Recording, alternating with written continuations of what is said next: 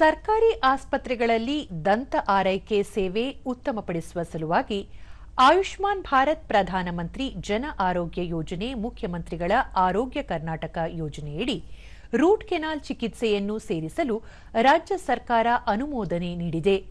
BPL ಹಾಗೂ APL ಕುಟುಂಬದ ಸದಸ್ಯರು ಇದರ ಪ್ರಯೋಜನ ಪಡೆಯಬಹುದಾಗಿದೆ. ಯೋಜನೆಯ ಸೌಲಭ್ಯವನ್ನು ರಾಜ್ಯ ಸರ್ಕಾರವು 50,000 ಪ್ರಕರಣಗಳಿಗೆ ಅಥವಾ 5 ಕೋಟಿ ಆರ್ಥಿಕ ವೆಚ್ಚಕ್ಕೆ ಮಿತಿಗೊಳಿಸಿದೆ. ಹಲ್ಲಿನ ತಿರುಳಿನ ಸೋಂಕು ಅಥವಾ ಉರಿಯೂತಕ್ಕೆ ರೂಟ್ ಕೆನಾಲ್ ಚಿಕಿತ್ಸೆ ಮಾಡಲಾಗುತ್ತದೆ. ಚಿಕಿತ್ಸೆ ನೀಡದೆ ಬಿಟ್ಟರೆ ಸೋಂಕು ಸುತ್ತಮುತ್ತಲಿನ ಅಂಗಾಂಶಗಳಿಗೆ ಹರಡಿ ಇತರೆ ಹಲ್ಲುಗಳಿಗೂ ಹಾನಿಯಾಗಬಹುದು. ಆದರೆ ಹೆಚ್ಚಿನ ಚಿಕಿತ್ಸಾ ವೆಚ್ಚ ಮತ್ತು ಜಾಗೃತಿ ಕೊರತೆಯಿಂದಾಗಿ ಹೆಚ್ಚಿನ ಜನ ರೂಟ್ ಕೆನಾಲ್ ಬದಲಿಗೆ ದಂತ ತೆಗೆಯುವ ವಿಧಾನವನ್ನೇ ಆಯ್ಕೆ ಮಾಡಿಕೊಳ್ಳುತ್ತಿದ್ದಾರೆ. ಹೀಗಾಗಿ ಆರೋಗ್ಯ ಕರ್ನಾಟಕ ಯೋಜನೆಯಡಿ ಇದನ್ನು ಸೇರಿಸುವುದರಿಂದ ಬಡವರಿಗೆ ಅನುಕೂಲವಾಗಲಿದೆ ಎಂದು ಅಧಿಕಾರಿಗಳು ತಿಳಿಸಿದ್ದಾರೆ.